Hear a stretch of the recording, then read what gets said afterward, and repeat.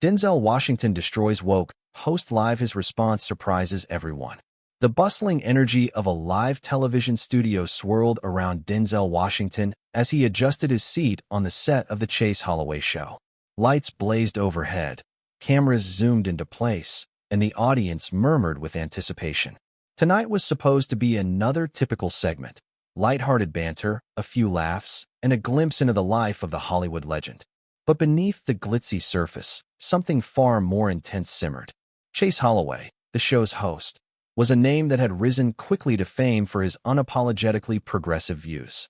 He had become the face of woke culture, often using his platform to challenge, criticize, and tear down any views that didn't align with his own. His guests were often subjected to the harshest criticisms, especially those who, like Denzel, stood firm in their traditional beliefs about family and masculinity. Before we get into the story, comment below where you are watching from today. If you like this story, don't forget to subscribe.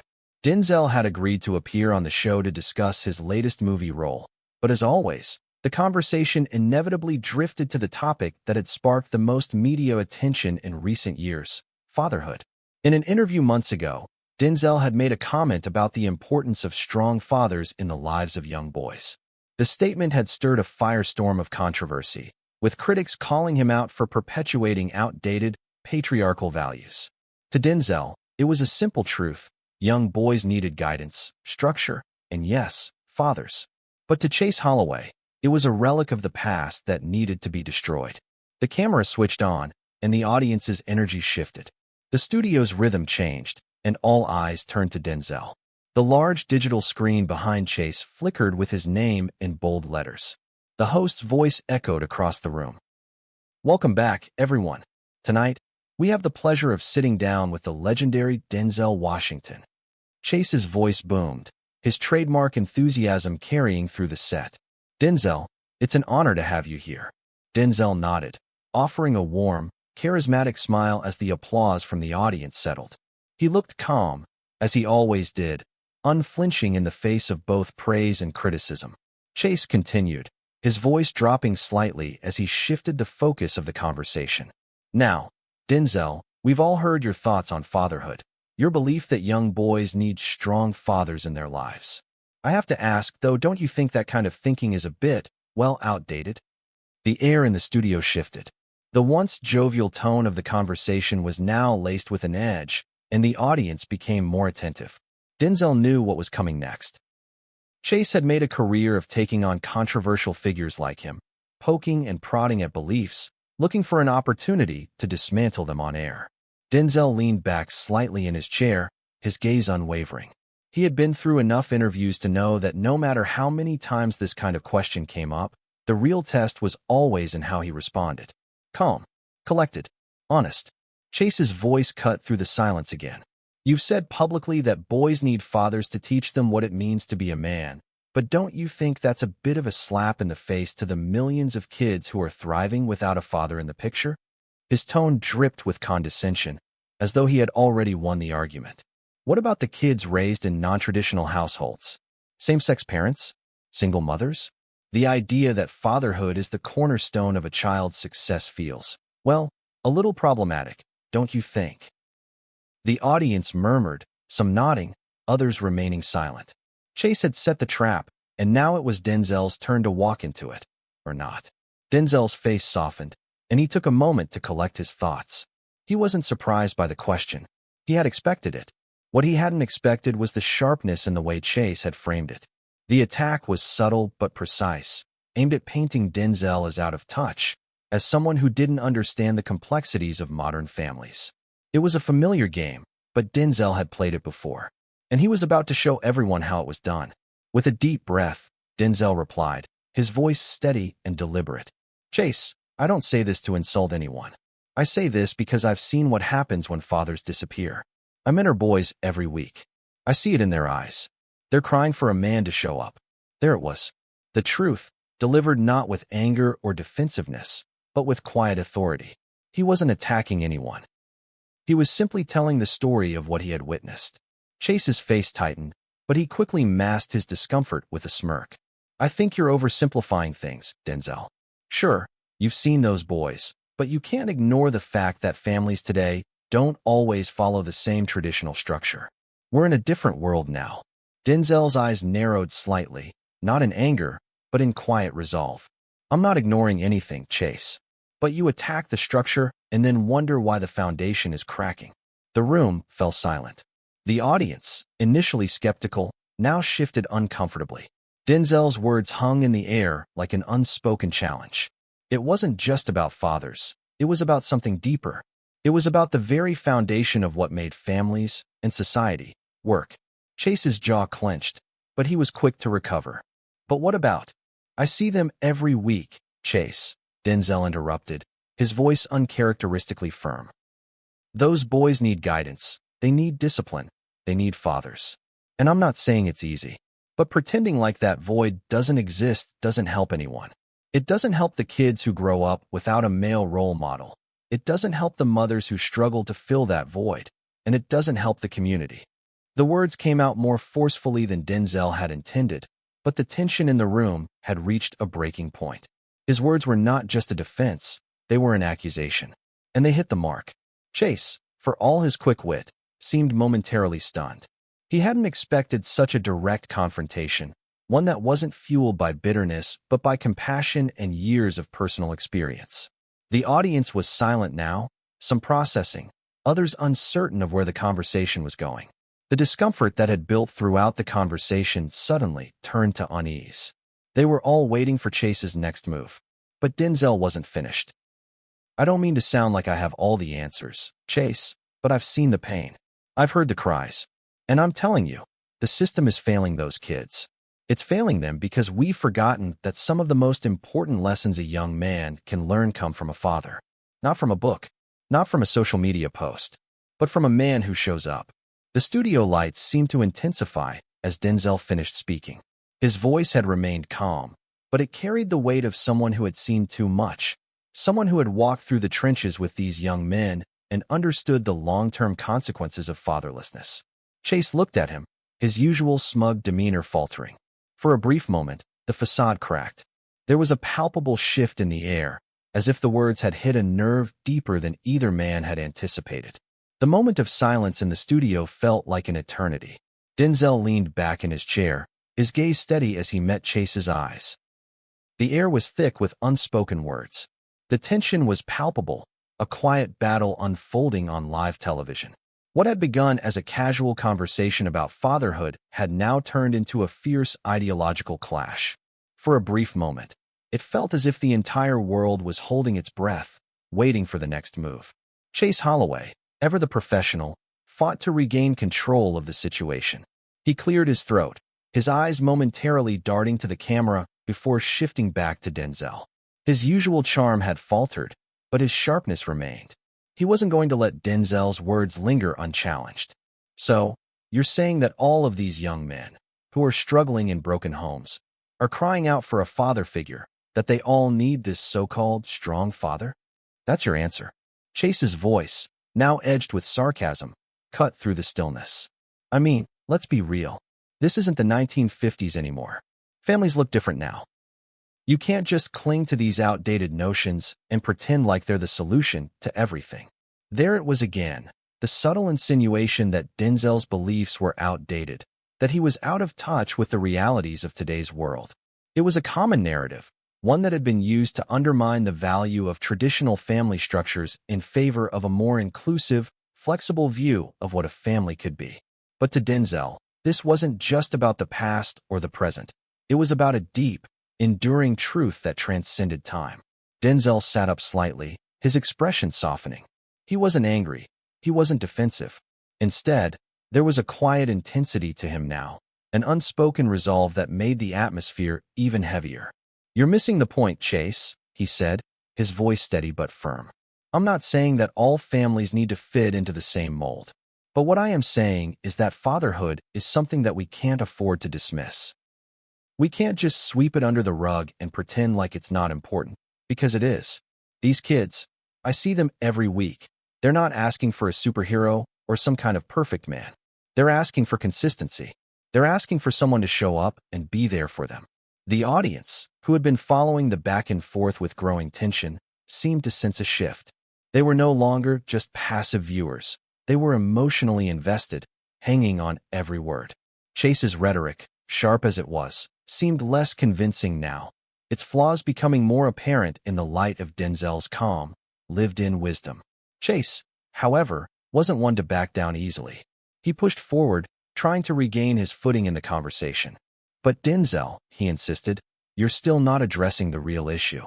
It's not just about fatherhood. It's about the structures we've built around it. The system has failed these families, not just because there's no father figure, but because of systemic inequality, poverty, and the societal pressures that these kids face. The problem isn't the lack of a father figure. It's the entire system that leaves them behind." The words were calculated, his rhetoric as rehearsed as ever. It was clear that Chase was trying to pull the conversation back into familiar territory, where his progressive views could dominate. He didn't want to talk about the deeper, more personal issues Denzel was raising. He wanted to redirect the blame to an abstract system, something that was harder to hold accountable. Denzel, however, wasn't distracted.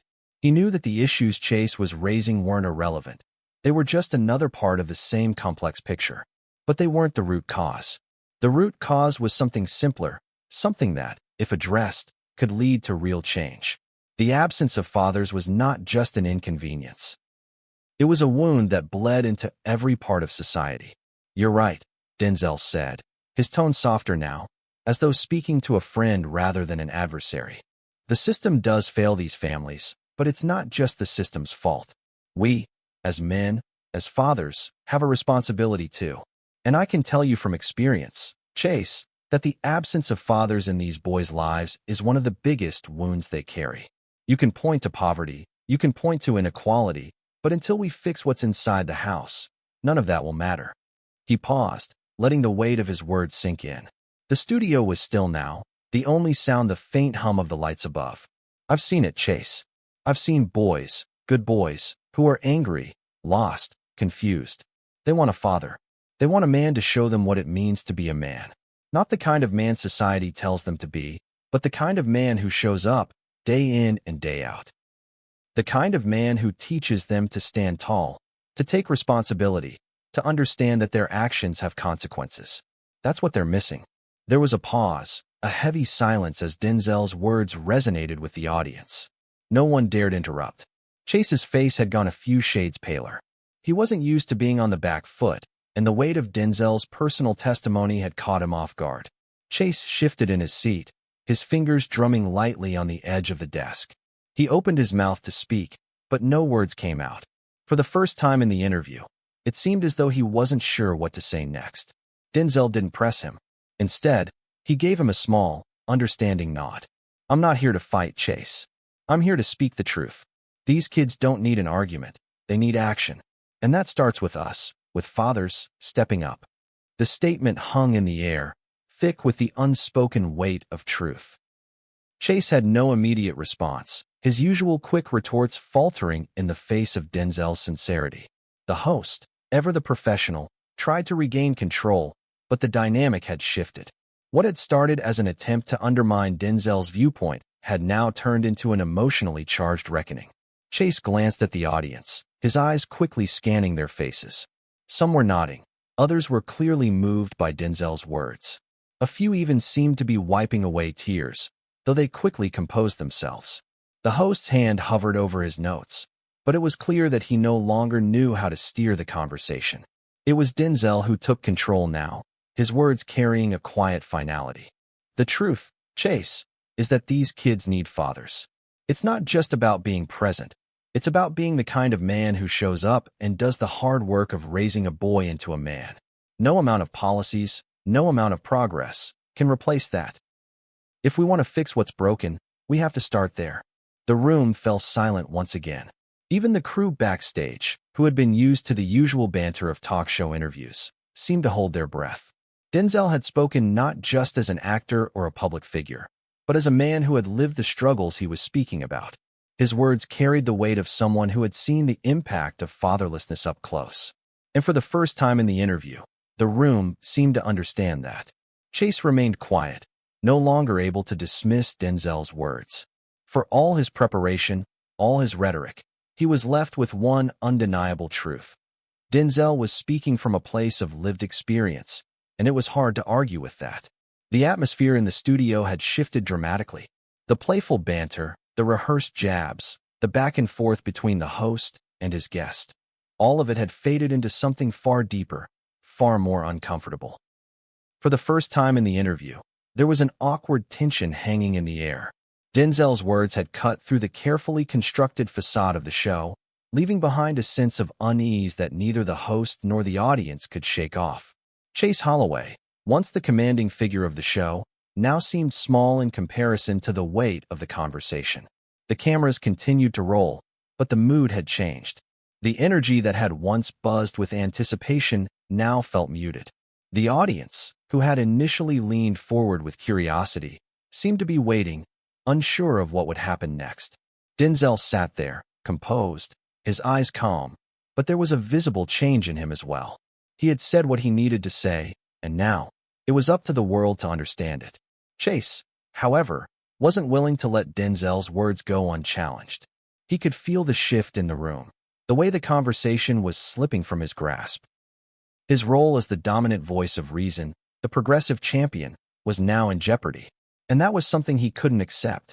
He took a deep breath and looked at Denzel, forcing a smile. "You know, Denzel, I respect your perspective. I do. But I think you're oversimplifying things a little bit. There's more to the conversation about fatherhood than just the presence of a man in the house. It's about how we, society, respond to the needs of these families. You can't just fix a broken system by putting one more person in the picture." Denzel's eyes flickered briefly, but he didn't respond immediately. He understood the trap. Chase was attempting to shift the blame again, trying to paint the issue as something beyond the reach of personal responsibility. It was the classic argument. If you couldn't fix the system, how could you fix the problem? But Denzel wasn't interested in playing that game. Not anymore. Instead, he leaned forward slightly, his voice soft but resolute. "You're right about one thing, Chase. The system is broken. But what good is a broken system if we don't start fixing the things we can fix? And a father, whether he's present, whether he's biological or not, is a part of that solution." Chase's expression hardened. He had expected Denzel to falter, to backtrack, to try and justify himself in the face of the progressive ideology that had come to dominate the mainstream media. But Denzel wasn't playing by those rules. He wasn't apologizing. He wasn't offering excuses. He was stating a truth that Chase couldn't easily ignore. "I'm not saying fatherhood is the only answer, Chase. But it's part of it," Denzel continued. "I've seen it. I've seen the consequences when fathers are absent, when boys are left to figure things out on their own, without a strong male figure to show them the ropes. They don't just suffer in silence. They lash out. They get angry. They feel lost, and that's when they make the wrong choices. The choices that end up putting them in jail, or worse." The words were simple, but they carried the weight of years of experience. Denzel wasn't speaking in theoretical terms. He was speaking about the lives of young men he had mentored, young men who had trusted him enough to let him into their world, to share their pain. And with that came the power of his message. It wasn't abstract. It wasn't academic. It was real. Chase swallowed hard, his eyes flicking to the audience. He could feel the ground beneath him shifting. He wasn't used to losing control in such a public way, especially not on his own show. The words that had once felt like fire now felt like cold, hard facts. He had tried to paint Denzel as outdated, as a relic of a past that no longer mattered. But Denzel had flipped the script. Now, it was Chase who seemed out of place. "You talk about fatherhood as if it's the magic fix, Denzel," Chase finally said, his voice rising with frustration. "But that's just not true. It's not just about having a man around. It's about giving kids the resources they need to survive in a world that doesn't care about them. It's about education, healthcare, housing. It's about the environment they're growing up in, not just the person they're living with." Denzel held his gaze, unwavering. "And I agree with you, Chase. All of that matters. But what happens when you give a kid all those resources and they still don't have anyone to look up to? No one to teach them how to be a man, how to stand tall, how to be accountable for their actions. What good is that if the very foundation of their character is built on sand?" The studio was silent now, the only sound the faint rustling of the audiences shifting in their seats. Denzel's words, quiet and unhurried, had a way of sinking in deep, of making the complex feel simple. It was the power of his experience, the power of someone who had walked the walk. He wasn't just some celebrity talking about fatherhood from a distance. He was living it, day in and day out, with boys who needed guidance, who needed direction. And that truth was undeniable. Chase's frustration was palpable. He had built his career on challenging the status quo, on being the voice of reason in a world that often felt out of touch. But now, standing across from Denzel, he realized that he wasn't just up against an actor. He was up against someone who had lived the very struggles he was trying to talk about. Someone who had seen the consequences of fatherlessness firsthand and had the courage to speak about it. "I don't expect you to agree with me, Chase," Denzel said, his tone softening just a little. "But I do expect you to think about what I've said. Because these boys, these young men, they don't need us to blame the world. They need us to show up. They need us to be there for them." The weight of his words landed in the room with a quiet finality. Denzel wasn't asking for applause. He wasn't seeking validation. He was simply stating the truth that had guided his life, a truth that was now ringing in the ears of everyone who had heard it. Chase opened his mouth, but no words came out. The host's usual confident persona had slipped away, replaced by a fleeting uncertainty. He had been so sure of himself just moments before, so certain that he could out-argue Denzel. But now, he was standing in the face of something much more powerful than ideology. He was standing in the face of reality. The audience sat in stunned silence, some shaking their heads in disbelief, others nodding slowly, processing what had just transpired. The usual chatter that followed a heated debate had disappeared. No one seemed eager to jump in and offer a quick rebuttal. They were all too wrapped up in the gravity of what Denzel had said. For the first time that night, Chase Holloway found himself speechless. The tension in the studio was suffocating. The confrontation between Denzel Washington and Chase Holloway had escalated into something far more than a simple debate. What had started as a disagreement about fatherhood had now become a confrontation of ideals, a clash of worldviews that had slowly unraveled the veneer of politeness, exposing the raw emotions beneath. Chase Holloway, ever the professional, had now lost control of the narrative. His sharp, progressive arguments had faltered under the weight of Denzel's lived experience. He had entered this interview believing he could dismantle Denzel's ideas with the force of logic and progressive rhetoric.